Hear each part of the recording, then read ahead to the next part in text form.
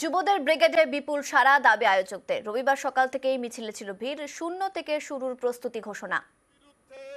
ইনসাফের যে লড়াই, ইনসাফের যে কথা, সেই কথা ওরা বলেছে এবং ওরা আওয়াজ দিয়েছিল, আহ্বান জানিয়েছিল যে যৌবনের ডাকে জনগণের ব্রিগেড। আমি একজন ট্রেড ইউনিয়নের কর্মী। আমরা জানি যে যৌবনের ডাকে জনগণের এই ব্রিগেডে যেমন ছাত্ররা, যুবরা, তরুণ প্রজন্ম যেমন আছেন, কলে কারখানার শ্রমিকেরা আছেন, কর্মচারীরা আছেন, মাস্টার মশাইরা আছেন, গ্রামের কৃষক, ক্ষেত মজুর আছেন, বন্ধ কারখানার শ্রমিক আছেন, অসংগঠিত ক্ষেত্রের শ্রমিক আছেন, কাজ পাচ্ছেন না। এখানেই দাঁড়িয়ে বলবে কেউ কেউ, আচ্ছা এত লোক তো হলো, ভোটটা কোথায়? ভোট কোথায় জানেন না? 2023 সালে যারা আপনার মুখের ভাত কেড়ে নিল, 2024 সালে আমরা তাদের কিস্তি মাত করে দেব, এটাই আমাদের শপথ। 20 লক্ষ মানুষকে জুড়ে নিয়ে আজ এই বিপুল ব্রিগেড সমাবেশে আমরা সবাই সম্মিলিত হয়েছি। যারা আগে বলছিল ছোটরা পারবে, তো তারা এখন উল্টো গাউনি গাওয়া শুরু করেছে। এখন ভুরুকুচকে বলছে বড়রা কই। আমরা বলেছি বড়রা আছেন, ঠিক আছে, লেকিন বাপ কো হাত লাগানে সে পহলে বেটে সে বাত করনা পড়েগা।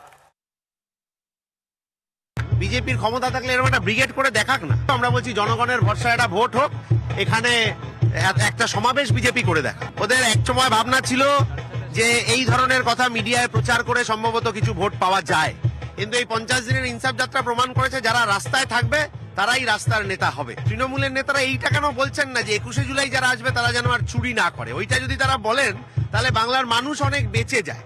নিজের দলকে নিয়ে ভাবলে কাজ দিত, সেইটা না করে অন্য দলের এত চিন্তা করলে তো নিজের দলটা উঠে যাওয়ার জোগাড় হয়েছে। শূন্যের যে ভ্যালু আছে সেটা প্রমাণ হয়। একের পরে আপনি শূন্য বাড়াতে থাকবেন, তাহলে লক্ষ লক্ষ মানুষের ব্রিগেড হয়েছে এটা। সুতরাং এই ব্রিগেড আমাদের সাফল্যের ব্রিগেড। ভোট বাক্সে তো সেই তো চুরিরা আমাদের ভোট দিতে দেয় না, তাতে কিছু এসে যায়। 12 বছরে একটা শিল্প নেই, একটা শিল্প নেই। গ্রামের দিকে গেলে যুবকদের রীতিমতো যারা ইয়ং, তাদেরকে বাইরে চলে যেতে হচ্ছে এই ঘর বাড়ি সব ফেলে। আজকে যদি একসাথে আমরা সংগঠন করি, নিজেদের সমাজের স্বার্থে নয়, নিজেদের পরিবারের স্বার্থে, নিজেদের স্বার্থে, তাহলেই কিছু হবে। ব্রিগেড এই বার্তাই দিতে চলেছে যে রাজ্যে যে দুর্নীতি চলছে, রাষ্ট্রে যে দুর্নীতি চলছে, দুটোই একই ধরনের ফ্যাসিস্ট সরকার। তৃণমূল এবং বিজেপি আলাদা কিছু নয়। তার বিরুদ্ধে আমাদের সবাইকে একসাথে সংগঠিত হয়ে লড়াই করতে হবে। সেই লড়াইয়ের বার্তাই আজকে ব্রিগেড দিচ্ছে, আমাদের ক্যাপ্টেন দিচ্ছে। যখন দেশেতে ধর্মর নামে বিভাজন করছে, আমরা বলছি ধর্ম নয়, কাজ চাই, হাতে কাজ চাই। প্রত্যেকটা ছাত্রছাত্রীর জন্য শিক্ষা চাই, প্রত্যেকটা মানুষ যেন নিজের জন্য নিজে আর্ন করতে পারে। আর ব্রিগেডে ডিওয়াইএফআই, সিপিআইএম এর যুব সংগঠনের সমাবেশ। যুবদের হাত ধরে পরিবর্তনের বার্তা সেলিমের। প্রবীণদের সঙ্গে নিয়ে লড়াইয়ের ডাক নবীনদের। নরেন্দ্র মোদী চুল, দাড়ি, ঝুলপি, গোপ সব মিলিয়ে এক পিস কাঁচা চুল দেখাও, সব দোষ বিমান বোসের কেন হবে? আমরা বামপন্থীরা, আমাদের এখন যারা নেতা, তারা অত্যন্ত কম বয়সে কোনো না কোনো গুরুত্বপূর্ণ দায়িত্ব পেয়েছেন। আমাদের এই প্রক্রিয়ার মধ্যে থাকে তরুণ প্রজন্মকে তুলে আনা। এটা আচানক কিছু নয়, ফলত এখন এইটা নিয়ে বিতর্কেরও কোনো বিষয় না। ডিওয়াইএফআই এর ডাকে, যৌবনের ডাকে গোটা মানুষ, জনগণ যেভাবে এসেছে, তাতে আমরা অভিভূত, আপ্লুত। Transformation of Bengal is needed. That can be done only through resurgent left.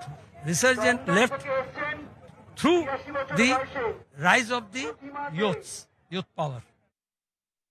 আমরা তো আশা দেখলাম, আমরা লোকেদের চোখে ভরসা দেখলাম, যে দায়িত্ব আমরা নিয়েছিলাম বিগত 50 দিন ধরে যুবদের নেতৃত্বে, মীনাক্ষীদি, ধ্রুবদা, কলতান্দাদের নেতৃত্বে যেভাবে সাধারণ মানুষ আমাদের পাশে এসেছিলেন, আজকে তারই একটা পরিপূর্ণতা পেল।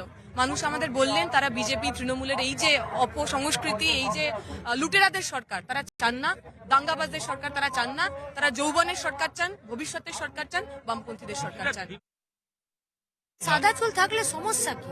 সাদা চুল থেকে যদি চাল চুরি করে জেলে চলে যায় তাহলে অসুবিধা। সাদা চুল যদি গরু পাচার করে জেলে চলে যায় তাহলে অসুবিধা। আর সাদা চুল যদি আজও কিলোমিটারের পর কিলোমিটার মানুষের জন্য হেঁটে আর দাবি আদায়ের পথে লড়তে চায়, সেখানে সাদা চুলের কোনো অসুবিধা আছে?